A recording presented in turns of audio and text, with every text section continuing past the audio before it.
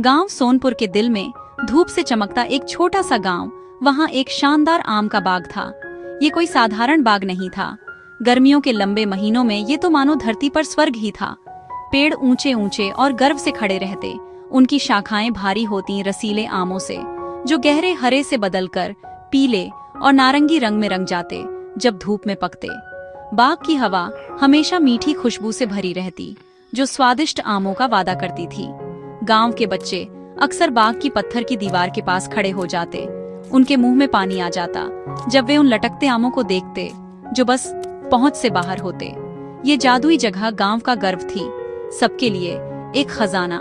इस अद्भुत बाग के रक्षक थे एक बूढ़े आदमी, सुंदर। वे जितने पुराने थे उतने ही इस बाग का हिस्सा भी थे। उनकी त्वचा झुर्रीदार थी और मुस्कान इतनी प्यारी कि आंखों तक पहुंच जाती। सुंदर ने इन पेड़ों की देखभाल बचपन से ही की थी। वे हर पेड़ को दिल से जानते थे, कौन सा सबसे मीठा फल देता है, किसे ज्यादा पानी चाहिए और किसकी शाखाएं चिड़ियों के घोंसले के लिए सबसे अच्छी हैं। वे हर सुबह बाग में घूमते, लकड़ी की छड़ी से धरती पर हल्का ताल देते हुए अपने पेड़ों को देखते और खुश होकर सीटी बजाते। सब्र। मैं अक्सर खुद से बड़बड़ाता हूँ, बच्चों को दीवार की दरारों से झांकते हुए देखता हूँ। सब्र का फल सबसे मीठा होता है। सुंदर सख्त नहीं थे, लेकिन ईमानदारी और मेहनत में विश्वास रखते थे। वे चाहते थे कि बच्चे चीजें मांगना सीखें, न कि चुपचाप ले लें। ये सबक वे उतना ही जरूरी मानते थे जितना कि स्कूल में पढ़ाया जाता है। गांव के बच्चों के लिए सुंदर ही उनके और स्वादिष्ट आमों के बीच की सबसे बड़ी रुकावट थी। वे उनके बारे में कहानियां फुसफुसाते। कोई कहता उनके पीछे भी आंखें हैं, कोई कहता वे 1 मील दूर से पत्ता गिरने की आवाज सुन सकते हैं। बच्चों के लिए वे किसी खजाने के रक्षक ड्रैगन जैसे थे। उनके ग्रुप का लीडर था एक शरारती लड़का, रोहन, जिसके लिए बाग कोई खूबसूरत जगह नहीं बल्कि एक चुनौती थी। उनकी गर्मी की सबसे बड़ी मुराद थी आम पाना और सुंदर से बचकर पाना। हर दिन उनकी योजनाएं और फुसफुसाहटें और भी साहसी होती जा रही थीं। एक दोपहर जब सूरज सिर पर था और गांव नींद में डूबा हुआ था, रोहन ने अपने दोस्तों लीना, समीर और छोटे अवी को इकट्ठा किया। आज ही का दिन है, रोहन ने कहा। उसकी आंखों में शरारत की चमक थी। सुंदर काका हमेशा दोपहर के खाने के बाद बड़ के पेड़ के नीचे सो जाते हैं। यही मौका है हमारा। हम बिल्कुल चूहे जैसे चुपचाप रहेंगे और जितने आम ले जा सकते हैं ले लेंगे। पर रोहन, अगर वो जाग गए तो? वो बूढ़े हैं लेकिन दौड़ बहुत तेज लगाते हैं। चिंता मत कर, मैं देख लूंगा, बस फुर्ती से काम करना है। योजना बन गई। चारों बच्चे बाग की पिछली दीवार के निचले हिस्से की ओर रेंगते हुए पहुंचे। समीर, जो सबसे लंबा था, ऊपर चढ़कर झांका। वो गहरी नींद में है, उसने नीचे फुसफुसाया। आवाज में हल्की घबराहट थी। सब ठीक है। एक एक कर वे दीवार फांदकर बाग के अंदर पहुंच गए। ठंडी छांव वाली जमीन पर चुपचाप उतरे। अंदर आमों की खुशबू और भी तेज थी, जिससे सिर घूमने लगा। वे धीरे धीरे बाग में आगे बढ़े, सबसे सुनहरे पके आमों को ढूंढते हुए। लग रहा था जैसे वे किसी जादुई राज्य में आ गए हों, और हर टूटी टहनी की आवाज बिजली जैसी लग रही थी। रोहन सबसे फुर्तीला था। वह एक बड़े पेड़ पर चढ़ गया, जिसकी शाखाएं आमों से लदी थीं। उसने आम तोड़कर नीचे लीना और अवी को फेंकने शुरू किए, जो अपनी कमीज में उन्हें पकड़ने लगे। जल्दी करो, जल्दी। वे सब बड़ी फुर्ती में आम इकट्ठा कर रहे थे। लालच में वे सब चुप रहना ही भूल गए। तभी एक आम अवी के हाथ से फिसलकर लुढ़कता हुआ एक जोड़ी घिसे हुए चप्पलों के पास जा रुका। बच्चे डर से जम गए। वे चप्पलें सुंदर की थीं। तभी एक शांत लेकिन मजबूत आवाज गूंजी। अरे अरे, ये क्या हो रहा है? छोटे छोटे आम चोरों की टोली। सुंदर वहाँ खड़े थे, गुस्से में नहीं बल्कि गहरी निराशा के साथ। बच्चों ने हाथ के आम गिरा दिए। लीना और अवी रोने लगे। समीर वहीं खड़ा रह गया, बोल ही नहीं पाया। रोहन ने भागने की कोशिश की, लेकिन सुंदर उससे भी तेज निकले। उन्होंने रोहन का हाथ धीरे लेकिन मजबूती से पकड़ लिया। इतनी जल्दी भी क्या है बेटे, तुम्हें और मुझे थोड़ी बात करनी है। सुंदर ने रोहन का हाथ धीरे से पकड़ा हुआ था, पर छोड़ा नहीं। उन्होंने बाकी बच्चों की तरफ देखा, जो डरे और रो रहे थे। घर जाओ तुम सब, तुम्हारा दोस्त और मैं उसके माँ बाप से मिलने चलेंगे। फिर वे बाग से बाहर निकले, डरे हुए रोहन को साथ लिए। रोहन के लिए ये रास्ता उसकी जिंदगी का सबसे लंबा और सबसे चुप रास्ता था। उसका सिर झुका था, गाल शर्म से जल रहे थे।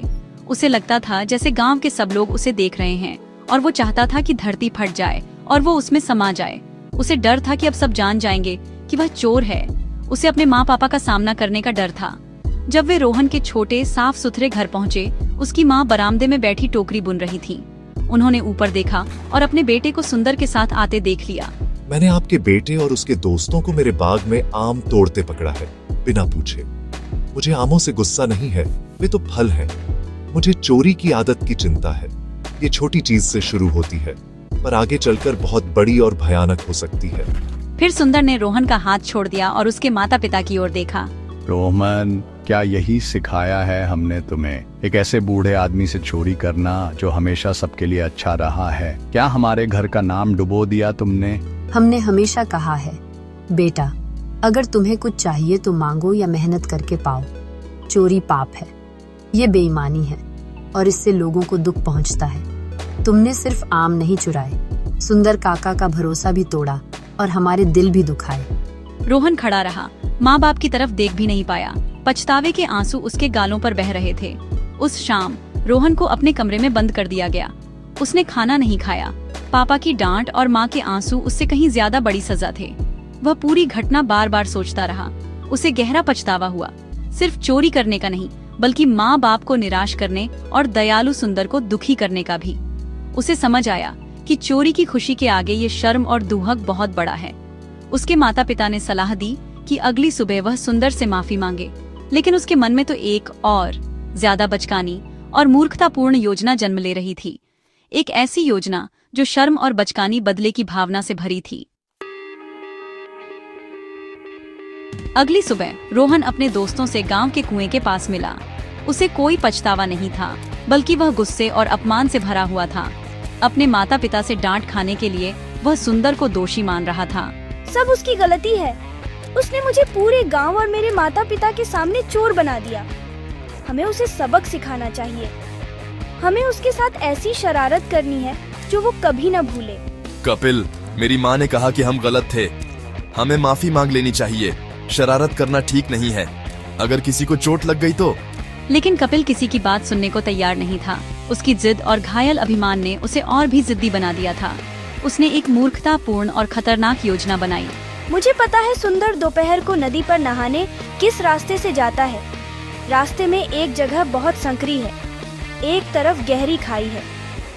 हम दो झाड़ियों के बीच बहुत नीचे एक रस्सी बांध देंगे। वो दिखेगी भी नहीं। जब वो वहाँ से गुजरेगा तो रस्सी में फंसकर गिर जाएगा। कितना मजा आएगा उसे गिरते हुए देखकर। मुरारी और बाकी दोस्त कपिल की बातों में आकर हंसने लगे, लेकिन मुरारी अंदर से डरा हुआ था। उसी दिन दोपहर को बच्चों ने अपनी बेवकूफी भरी योजना को अंजाम दिया। वे उस संकरे रास्ते पर गए। मोटी भूरी रस्सी को झाड़ियों के पीछे छिपाकर बांध दिया, बस कुछ इंच ऊपर। फिर वे पास के बड़े पत्थरों के पीछे छिपकर दिल की धड़कनों के साथ सुंदर के आने का इंतजार करने लगे। जल्द ही सुंदर की छड़ी की आवाज सुनाई दी। वह हमेशा की तरह गुनगुनाते हुए धीरे धीरे चल रहा था।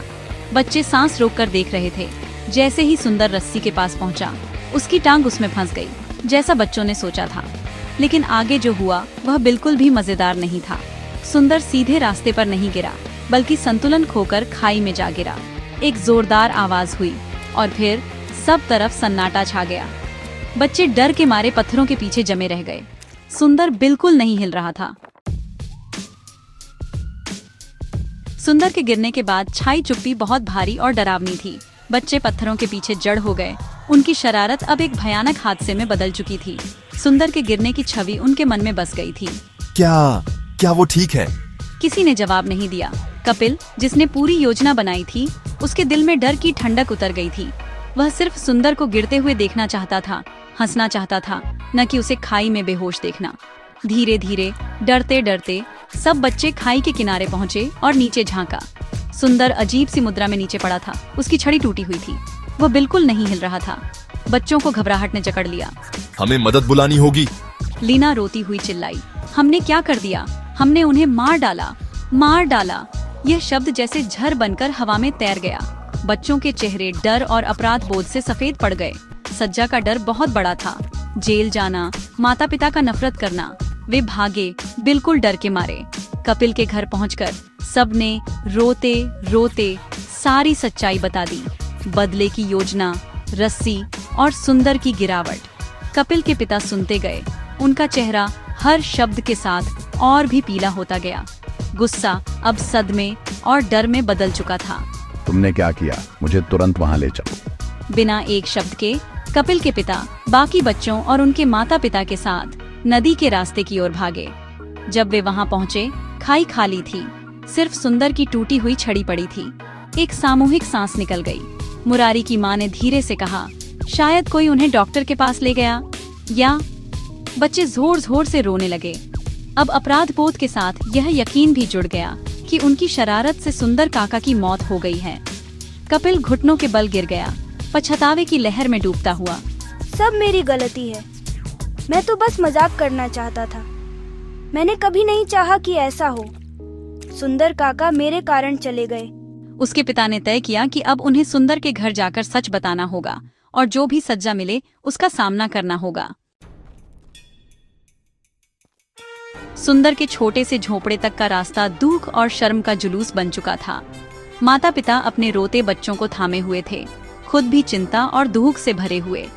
वे सबसे बुरी खबर बताने और जो भी सजा मिले उसे स्वीकार करने के लिए तैयार थे।